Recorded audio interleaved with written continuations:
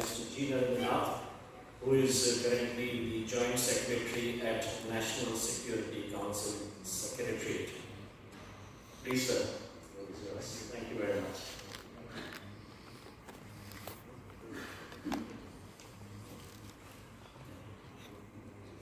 Good afternoon, and a pleasure to be here. Thank you for the invite. I'm touching all the three different verticals that we've been talking about,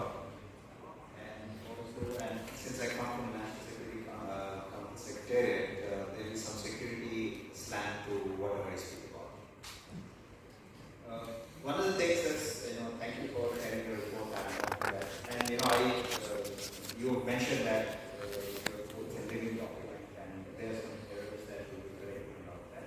And there are some errors that I have to observe. How do I take them separate people and then that will be done. The first thing is about the circular economy. And we've been talking about how it's good for the economy, and one of the important points that we raised by the economy is that the amount of energy that is required for processing is less than compared to what you do from ore. So that ways. And just recently, you've come just the COP28 has recently concluded. We have COP of zero emissions and zero and all of those things. And in that context, the circular economy in that context is also very important. That getting what our commitments we're making in COP22, how you come to the commitments, that is very important. See, the Ministry of Environment, Forest and Climate Change, the Central Pollution Control Board, they have come up with e-waste management tools and the battery management tools. And they also come up with the concept of extended produce responsibility. And that is a work in progress. I think there's been some extension of dates that's happened. And they are working through the labyrinth of the involved process that's involved. Because of, historical ICT component that is there. And some of the component having lifespan is 15 years and go back 15 years and try to find out how to work it. There are certain involved instances involved in that. But from the NSCS, you'll be interested that this thing is quickly resolved. And the e-waste management rules get implemented. And we have, the extraction of the material. Why? Because e-mobility is something that we always talk about. And going ahead, that is going to really take up in a big way. And if you see, I was just reading one place that over the next decade, the amount of lithium that will be required for supporting this e-mobility, there will increase in 90% in the whole next decade. For cobalt, around 60%, for nickel, about 40% in the next decade. Now, and you also know, regarding the supply chains, and you must be reading about in the papers that there's a dominance of a particular country in this whole supply chain for this government. And there are also environmental considerations that are there. Some of the materials that we have, they create environmental disasters, and it's important that we control their environmental sources also.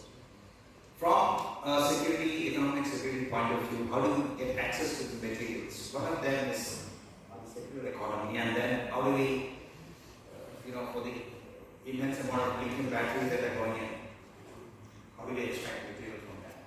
And also from the ICT materials that are there, how do we extract all those materials? When you talk of the solar panels that we talk, solar energy that we do, and then you find that over a period of time, there's such a lot of solar panels that we deploy. And you'll have to extract all the materials that come from the cadmium and tellurium that are there. And the proliferation of smartphones, the tellurium that is there. And we also talk about clean energy. One is the solar, the other is the H2, the hydrogen.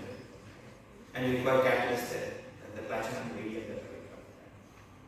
So this is where, from a security point of view, or the economic point of view, it's important that we work together on this e-waste management. And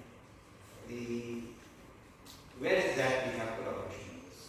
One is, I think, the technologies for extraction. That's important. It's not that all these technologies are mature. And we do put in place companies that come and do e-waste extraction. But if the technology is inefficient, you will find that you don't extract the optimum material that you can extract from those, and a lot of that will go back into the landfills. So that's a problem that we'll have. So one of the areas I think we should collaborate is how to maximize the extraction that from all of these materials that we are getting back. So that is one part. I think the R&D for extraction technologies is one part. The other is, traditionally in India, we keep material, equipment for a very long time, and we take care of it. So if I have a mixer in my house, it's been there for the last 20-25 years. So whatever problem is there, actually the push or something, it doesn't decay. But many of the new equipment that comes is not repairable. So for example, the mobile phone currently comes with a battery that they can't replace. And this is another area I think. One good thing that the European Union has come up with is that standard charging, so that it reduces the amount of leakage because of multiple charging. That's one initiative. Something like that should happen regarding the repairability of products, so that there's some sort of a modular structure. That we have a module that goes to water, I can plug in another module and get the whole thing working, instead of dumping my whole micro oven or my mobile phone somewhere just because one particular component of it is not. So that is one part. I think that's where the repairability part of it, and how we have standards for that is another important area that we should be working on. The other, I think, then here it requires a lot of changing mindset with the refurbishing part. Refurb equipment also might not deliver the level of performance that new equipment might deliver. But it would actually work for many situations. And the problem with refurbishment is that the negative connotation that comes in people's mind. That's something that I think we have to work on, to see that people are more acceptable to refurbished equipment, so that you extend the life of the equipment. And then the requirement for all those critical minerals to get more of that will be reduced. One important development that has happened currently is the decoupling of hardware and software, the open system. Open RAM is one of the concepts there. One good thing that has followed that you can say of that is that if you have the underlying hardware that has a prolonged life, get the new features by working on the software, then you will find that the life of the complete equipment would actually get extended. So that's an important part. The open systems initiative that we take. So this is one part. Then I think here what we have to see is that how do when I'm decoupling the hardware and software, and I'm looking at the software actually taking care of the future, feature requirements and all that. How do I prolong the life of the underlying hardware? This is one other part that I think we could work on. And there is another area of work. So this is one part of the smart city, the circular economy that I wanted to bring forward. Because from NSS also we are looking at the supply chains and the problems that we have in currently supply chains, how we are at. And with some of the like-minded countries, we are working very closely on this aspect. Regarding the smart cities, we've been working on smart cities for quite some time. But now is the time for us to just step back and let introspect. And what is it that we've done? Mr. Upadhyay and Ciuncil, they pointed out about the standards, interoperability and all of that. One of the things, the 112 emergency number which is there, it's important that we have an integrated emergency response system. Because with current multimedia type of data that we collected when any event happens, and then different jurisdictions that are there, it's important that we should have interoperable systems so that I can transfer all the data, whether it's video, audio, or text, whatever it is that I capture at a particular event, can be transferred to another location, to another one of the systems, let's say. So this is where, and similar things are there. If you want to really leverage the benefits of the huge amount of data that is coming out of the smart city projects, it has to be done. One good initiative that's happened is from the MOU with JA is that the IUDX project, IIS Bangalore.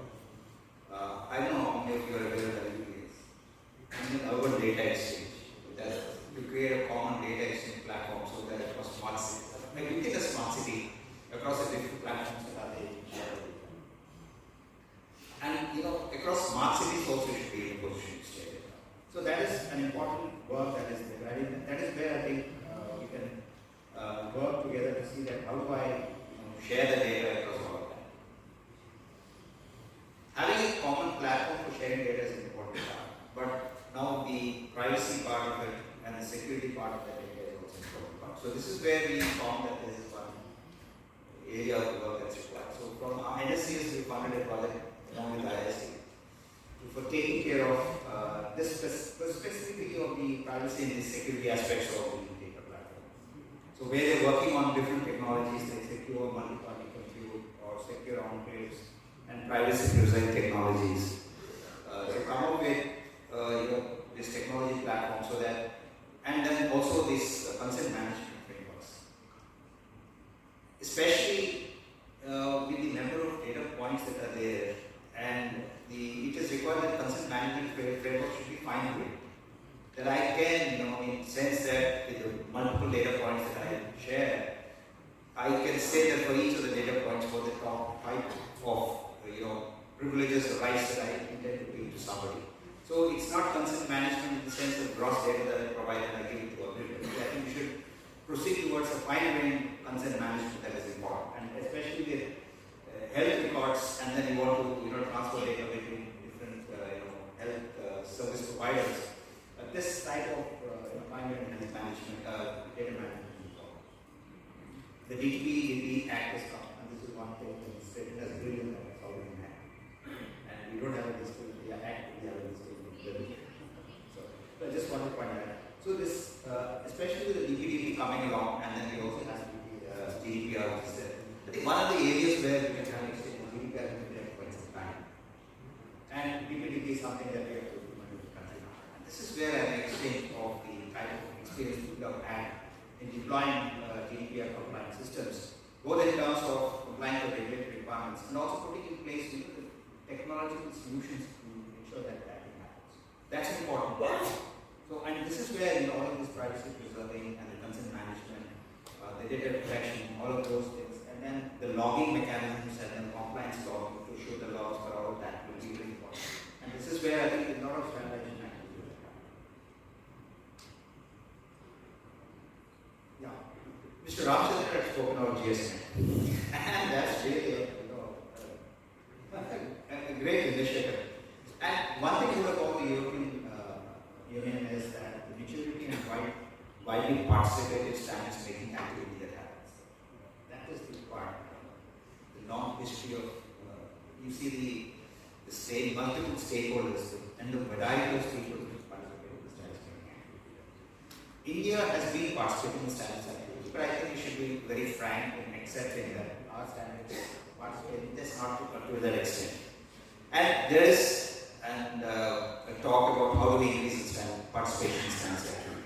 One of the problems is, there's a lot of expertise in the private sector. There's a lot of expertise in the academic field. But how do you get them to participate? Because do they see value in participation in standards activity?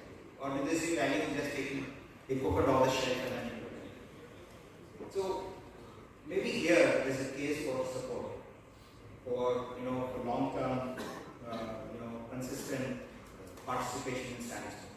Standards tracking is not one of activity that I go to one event, come back, and then somebody else will come in. No, it takes a few times that you participate before you understand the bureaucracy that is involved in standards. There's a lot of bureaucracy. You have to understand how you present it, and unless you understand the bureaucracy, and unless you understand the interpersonal dynamics that exist in standards making, it's very difficult to make any meaningful contribution. So it's important that we identify experts both across the industry, academy and the government, and support them over a period of time. And experts would be for different verticals that are there. It's not that you have an expert who's across all the technology. You have to identify experts based on that and support them. And this is where I think the governments will have to play a role in trying to see that how do I get together a fund to support this activity. And this is with these and all of this as I used to work again with Mr. Ramchandra talked about harmonized international legal standards. So with these words, I would like to thank again the group here for giving me this opportunity to interact with all of you. One final and secure design. would have heard. Because people keep on talking about secure design, but on ground it doesn't happen. A lot of you are leaders here. People, when they sit together and design a system, they put up the requirements for the system, but security is not a fundamental or functional requirement. Let us all wish that security is also a functional requirement. And when you design any system and you put out the list of the requirements for security as also a functional requirement, then I think that then we are really walking the talk of saying we are going to do security design. Thank you very much. Thank you very much, sir, for